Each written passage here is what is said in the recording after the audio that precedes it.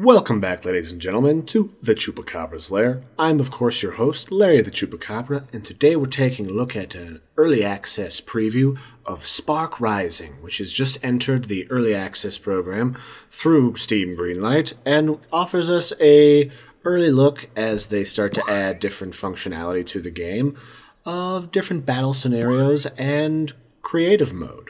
So jumping in here to the different battle scenarios available, we have Titan Attack, which is very similar to the demo presented at GDC by the team over at Wicked Loot.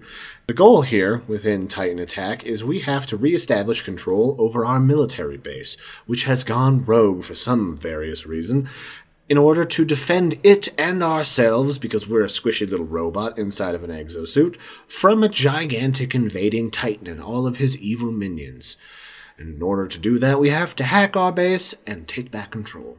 And then, of course, we have Hit the Targets, which is a game mode designed to challenge you via a mixture of parkour and target shooting, shooting a very similar set of nodes as you would fight in Titan Attack, but based around more challenges rather than actual enemies. And then, of course, back on the main screen, we have Creative Mode, which offers us a look at playing around with and manipulating the maps from the Titan Attack. And later you will be able to create maps and terrain and different layouts and environments to battle in once they add the more Star Wars Battlefront-esque components to the game. But we'll just jump into Titan Attack and defend our base. The only exosuit we have available for the moment is the Ranger exosuit, which is the sort of high-mobility sniper class exosuit with a charge shot, double jump, jetpack, and a sprint ability. And later we will have the tank, which is sort of in-your-face charge and smash, and then the tech exosuit, which will be sort of that utility, do some dot damage, also heal structures, and be able to provide some sort of support to your minions. Alrighty, we are here and we need to defend ourselves against this massive invading Titan, which is of course the goal of this map type. And in order to defeat the Titan, after it spawns in 3 minutes, we will need to dismember it, removing its arms from its main body, while also avoiding the giant death ray coming out of its face, in order to properly do damage to its more meatier bits in its center of mass. But that's not the only thing we have to be concerned with. We've also got to pay attention to the secondary objectives known as the capture zones. These glowing beacons, as you can see in the background of this window, are the objectives that we need to destroy or hack in order to regain control over our base's howitzer cannons, so that they shoot the enemies and not at us. I mean, we've already got enough heaped on our plate with all of these crazy flying exocopters and robot chocobos, without having to deal with them too before the dang Titan spawns. So let's just jump in and get started, shall we?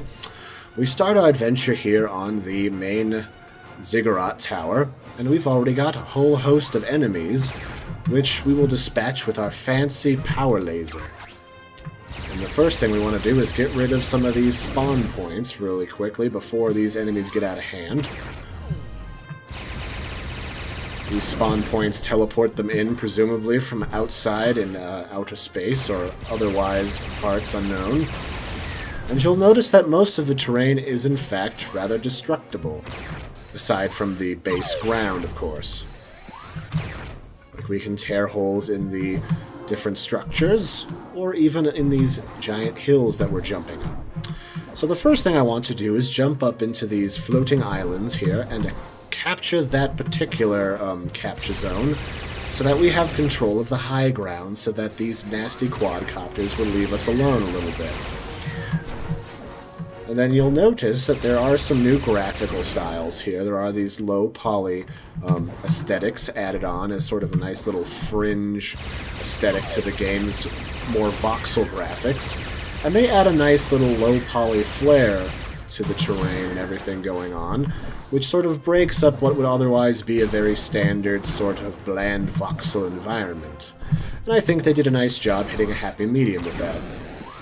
So we'll just grab this capture zone, take control of these turrets, which are now blue and not some sort of off-color red, and we'll just jump onto these platforms and start picking off some of these quadcopters.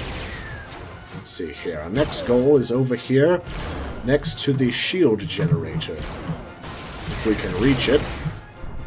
I'll be careful not to destroy our own turrets in the process.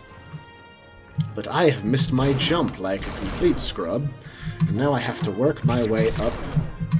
Oh, well, those lasers don't want me to do my job very well. That's for sure. Am I going to be able to get up here? Alright, yes. Gotta be very careful not to get schmoozled, schmackled around. As we head over here, we need to make sure we have all of our sprint available. You know what, I don't think we're going to get up there the way I intend, so let's make a path. When in doubt, blow stuff up. I understand that works for a lot of folks in the world, not just rednecks with M80s. Alrighty, and we now have control over all of our turrets, and now the Titan has spawned and is, as you can clearly hear, tearing ass through the very terrain itself to come get us. So we need to pay attention to his arms. And it looks like some of the turrets are doing their jobs. Alright, the first one is down. Let's deal with some of these helicopters with our supercharged laser, which definitely looks a lot cooler than the demo previously that we had. And we need to sever his left arm. Alright, let's avoid his eyeball laser. Sneaking around the side here. He is just tearing everything to pieces. Oh boy, that laser. Alright, we haven't actually taken much. I think we took one hit earlier from a quadcopter. So our main power is going to come out of this quad laser if we don't die first. We'll want to take out some of these quadcopters. The AI for the turrets isn't doing the best job of getting rid of them for us, but they are doing quite a number on the Titan, which is now armless and trying to make us go explodey. Alrighty, so as you can see, this game has taken quite an evolutionary step since we saw it in the first art demo that I checked out for my original review, and I think it's doing along pretty well. It's got a strong, very retro arcadey feel, which is definitely evident. And it's also got some other modes that are going to be coming along quite shortly. The goal of Spark Rising is to create a sort of Star Wars Battlefront 2 appeal, where you have a combination of both tower defense aspects and a number of spawnable units that you can manipulate. So the next thing I'm going to check out is the Hit the Targets game mode. Alrighty, here we have the Parkour mode, or the Attack the Targets mode. Our one and only objective is to attack these glowing targets, or the same sort of nodes as the capture zones from the Titan defense, in as quick a time as possible. I think I can get it down to a little under 3 minutes if I try my very bestest, so let's just jump in here and check out the path that I've figured out. Alright, so the first thing we want to do is just run straight over these obstacles, and you'll see our first glowing capture zone is in the distance. We want to make sure that we use our sprint to jump up onto these platforms, and in the event you don't want to make that jump, you can just shoot a hole in it. We just charge up our laser, shoot the objective, and the first thing I'm going to do, though, instead of going around the corner, is I'm going to blast a hole in the wall. And what do we have here? A staircase! Normally you'd have to go through a small little maze to my right, but we skipped around that. Why? Because I probably played this like 7 times. When I first got the email yesterday, sharing with me the game. So as we head up over here, we can actually just snipe this zone node from over here. Alright, that's down. We want to go over here to where this wall is, and we're just going to blast our way through. Cheatsy doodle, maybe just a little, but hey, I'm all about blowing up destructible terrain. I find it quite fun. So, if you got it, use it, right? Oh, can't quite get to the top. No matter. We can just jump over here and then snipe this next node off of its base. Uh-oh. Oh well, fell down. That wasn't quite according to plan, but no matter. This next node is rather easy to reach. We just have to navigate these hinky stairs under here. And then I'm going to shoot my way through the ceiling. Because that's just how I roll sometimes. Blast our way through this little staircase and destroy this next node. And then we want to do, yet again, blow through this wall, because why not? There is currently no penalty for shooting excessive amounts of terrain, and we will do another little jumping puzzle. So just remember to save your sprint, as it helps you go further in your jumping, and you can actually start using it as you jump. So let me demonstrate. I will jump, and you will suddenly go faster. Not sure if that's intentional, but it's there. It's kind of fun. I actually like that a little bit. Oops. Missed out on that jump. I think we're actually supposed to run along the wall, if I remember correctly. But no matter. It's actually pretty easy just to shoot out from under it. And then we'll use these conveniently placed jumping jack stairs in order to reach our next objective inside these weird gazebo-looking things. Go inside this one. Oh, nope, can't get onto that one. Oh well. No matter. There is no need when explosions are near. Oh, too high. Very nice. Good news is we've got 90 of these big buckshots. And there we have it.